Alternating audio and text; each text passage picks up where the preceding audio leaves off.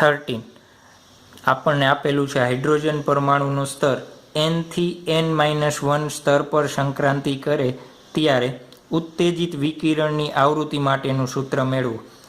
n ના small n લેવાનો. કેવો n લેવાનો? સ્મોલ n ના એટલે nમી કક્ષાના મૂલ્ય માટે દર્શાવો કે આ આવૃત્તિ કક્ષામાં ઇલેક્ટ્રોનના ભ્રમણની પ્રચલિત આવૃત્તિ બરાબર હોય છે. ચાલો આપણે બે અલગ અલગ સૂત્ર મેળવશું અને એ બંને સૂત્રને આપણે શું કરી દઈશું? કમ્પેરિઝન કરી દઈશું. અને જો બંને સૂત્ર સમાન આવે તો આપણે શું કહીશું કે ભાઈ બંને આવૃત્તિના મૂલ્યો કેવા છે? સમાન છે. ચાલો પહેલાં આપણે આવૃત્તિ શોધીએ કે કોઈ એક ઇલેક્ટ્રોન, ધારો કે આપણને ખબર છે જેમ જેમ દૂર દૂર જતા જાઓ એમ કક્ષાની કિંમત કેવી થતી જશે? વધતી જશે. ધારો કે આપણે 1 થી સ્ટાર્ટ કરો, 1 2 3 4 5, તો અહીંયા શું આવે? n-1 n આ રીતના આવશે. અહીંયા n+1 કક્ષા આવશે. અત્યારે આપણે કયા સ્તરથી? n થી n-1 સ્તર ઉપર ઇલેક્ટ્રોન સંક્રાંતિ કરે. પહેલાં શું હતો? ઇલેક્ટ્રોન અહીંયા હતો. હવે ક્યાં આવે છે સંક્રાંતિ કરીને? નીચે n-1માં. આપણને ખબર છે કે જ્યારે ઇલેક્ટ્રોન ઊંચી ઉર્જા કક્ષામાંથી નીચી ઉર્જાની કક્ષામાં આવે ત્યારે શું કરે? એક ફોટોનનું ઉત્સર્જન કરે છે. એ ફોટોનનું ઉત્સર્જન કરે તો એ ફોટોનની ઉર્જા કેટલી હોય? h ન્યુના ક્રમની હોય. અને h ન્યુના ક્રમની હોય તો એની આવૃત્તિ શોધવી હોય તો આપણે શું કરવું પડે?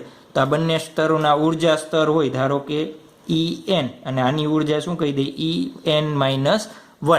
તો એ બંને ઉર્જા સ્તરના તફાવત બરાબર હોય. ક્યાંથી કહીએ છીએ આપણે? બોહર અધિકતક 3 ઉપરથી. તો આપણે ચાલો લખતા જઈએ. શું લખશું? બોહર અધિકતક 3 પરથી શું લખી શકાય? ઉત્સર્જાતા ફોટોનની આવૃત્તિ બંને ઉર્જા સ્તર વચ્ચેના તફાવત બરાબર હોય. તો En-1. ચાલો h ન્યુને એમનેમ રાખી. En ની કિંમત લખવી હોય તો આપણે એક નું સૂત્ર મેળવેલું હતું. શું સૂત્ર મેળવ્યું હતું? ઉર્જા, ઇલેક્ટ્રોનની ઉર્જાનું સૂત્ર મેળવ્યું હતું આપણે. તો E બરાબર શું લખી શકાય? -me⁴ / 8 ε² h² n². ચાલો તો આ સૂત્ર ઉપરથી જ આપણે En નું સૂત્ર બનાવવું છે. તો n ની જગ્યાએ n, તો એમનેમ આપણે પાછું લખી નાખીએ. me⁴ 8 ε² h² En-1. તો અહીંયા n ની જગ્યાએ આપણે શું લખશું? n-1. તો -me⁴ 8 ε² h² ચાલો h ન્યુ શું કરીએ? માઇનસ માઇનસ પ્લસ છે. અહીંયા n-1 આવશે. શું આવશે? n-1 નો સ્ક્વેર. ચાલો શું કોમન નીકળશે? અહીંયા માઇનસ માઇનસ પ્લસ થઈ જશે. તો આપણે પહેલાં લખી નાખીએ. me⁴ 8 ε² h² n-1² minus me⁴ 8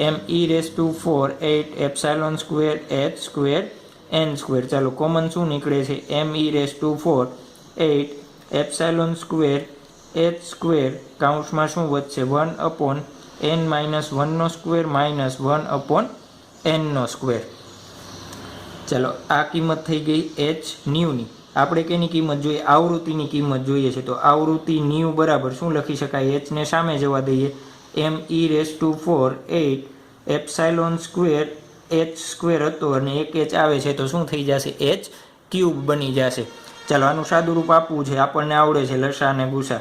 તો શું થશે? n² માઇનસ n-1 નો સ્ક્વેર છેદમાં n² કૌંસમાં n-1 નો સ્ક્વેર. ચાલો ન્યુ બરાબર શું થશે? ન્યુ બરાબર શું લખી શકાય? me⁴ 8 ε² h³. ચાલો આનું સાદુરૂપ આપવું જોઈએ. n² માઇનસ આનું શું થશે? n² minus 2n+1. તો n² minus n² plus 2n-1. આ માઇનસ છે એટલે બધી નિશાની શું થઈ જશે? બદલી જશે. અને છેદને એમનેમ રાખી દઈએ આપણે n² × n-1 નો સ્ક્વેર. ચાલો ન્યુ બરાબર શું થશે? me⁴ 8 ε² h³ n² cancel. શું વધ્યું? 2n-1 છેદમાં n² n-1 નો સ્ક્વેર. હવે આપણને ખબર છે n ની કિંમત કેવી છે? 1 કરતાં વધારે મોટી છે. તો આમાંથી 1 બાદ કરો અથવા ન કરો તો શું ફેર પડે? કાંઈ નહીં. તો આપણે સિમ્પ્લિસિટી માટે શું લઈ લઈએ? 2n-1 બરાબર 2n લઈ લઈએ, અને જ્યાં n-1 છે એના બરાબર આપણે શું લઈ લઈએ? n. તો એ બંનેની કિંમત અહીંયા મૂકીએ તો શું થશે?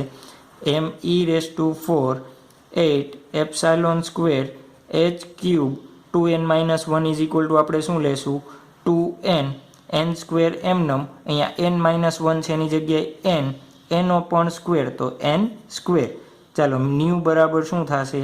me⁴ કેન્સલ આઉટ, અહીંયા 4 એપ્સાઇલોન સ્ક્વેર h ક્યુબ, અહીંયા એક n કેન્સલ, શું વધશે? n cube. તો આપણા માટે શું થઈ ગઈ? આવૃત્તિનું સૂત્ર આપણે નંબર 1 કહી દઈએ. ચાલો બીજું આપણને શું કીધું છે? એનમાં કક્ષામાં ભ્રમણ કરતો ઇલેક્ટ્રોન હોય એની આવૃત્તિ આપણે શોધવી હોય તો કેવી રીતના શોધી શકીએ આપણે? તો nમી કક્ષામાં ભ્રમણ કરતા ઇલેક્ટ્રોનની આવૃત્તિ આપણે આપવી હોય તો કેવી રીતના આપી શકાય? એની ઝડપ ઉપરથી. તો એની ઝડપ vn ઇઝ ઇક્વલ ટુ શું લખી શકાય? કોણીય ઝડપ અને એની ત્રિજ્યા. ચાલો ઓમેગા એટલે આપણને ખબર છે, કોણીય ઝડપ બરાબર શું લખી શકાય?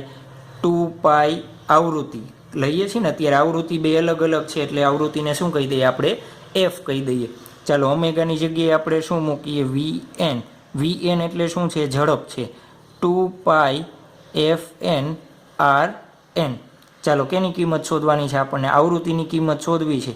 તો fn બરાબર શું થશે? vn divide by 2π/rn. ચાલો vn અને rn ની કિંમત આપણે જોઈતી ક્યાં? થિયરી ભણ્યા ત્યારે. nમી કક્ષામાં ભ્રમણ કરતો હોય તો એના ઇલેક્ટ્રોનની ત્રિજ્યા અને વેગ કેટલો થાય? તો એ બંનેના શું કરીએ આપણે? સૂત્ર મૂકી દઈએ. ચાલો તો vnનું સૂત્ર આપણે મળ્યું હતું e² 2 એપ્સાઇલોન 0 nh છેદમાં 2π rnની કિંમત આપણે મેળવી હતી nh/2π² ક્રોસ 4π એપ્સાઇલોન 0 me². ચાલો આનું સાદુરૂપ આપવું છે આપણે તો શું કરશું? છેદમાં હોય બધું ઉપર વહી જશે, તો e² ક્રોસ 2π² ક્યાં વહી જશે? અંશમાં, તો ડાયરેક્ટ લખી દઉં 4π². me² ક્યાં વહી જશે? ઉપર. અને નીચે જુઓ છો કેનો ગુણાકાર વધશે? આ બંનેનો ગુણાકાર. તો 2 એપ્સાઇલોન 0 nh એમનમ રાખીએ, આ 2π એમનમ, nh² છે એટલે n²h² ક્રોસ 4π એપ્સાઇલોન 0. ચાલો જેટલું કેન્સલ આઉટ થાય એટલું કેન્સલ આઉટ કરી દઈએ. π², તો આ એક π અને આ બીજો π, આ 4 કેન્સલ આઉટ થઈ જશે. ચાલો હવે કંઈ કેન્સલ આઉટ થશે? ચાલો નથી થતું તો શું કરીએ? લખી નાખીએ. તો me⁴ એમનમ e² me⁴ 2 × 2 4 epsilon 1 2 epsilon square n² n³ આવશે. શું આવશે? n³ h અને h² તો h³ આપણે શું આપી દઈએ? નંબર 2. જોવો જોઈએ સમીકરણ 1 અને 2 પરથી શું કરી શકાય? અને 2 પરથી શું કહી શકાય? કે જ્યારે આપણે ફોટોનનું ઉત્સર્જન થાય છે, ફોટોનનું ઉત્સર્જન અને nમી કક્ષામાં ભ્રમણ કરતા ઇલેક્ટ્રોનની આવૃત્તિ બંને કેવી મળે છે? આપણને સમાન મળે છે. શું લખી શકાય? એ જ્યારે ફોટોન n થી n-1માં ઇલેક્ટ્રોન સંક્રાંતિ કરે ત્યારે ઉત્સર્જાતા ફોટોનની આવૃત્તિ અને જે ઇલેક્ટ્રોન nમી કક્ષામાં ભ્રમણ કરે છે એની આવૃત્તિ બંને કેવી હોય છે? સમાન હોય છે. તો આપણા માટે થઈ ગયું એક્ઝામ્પલ નંબર 13.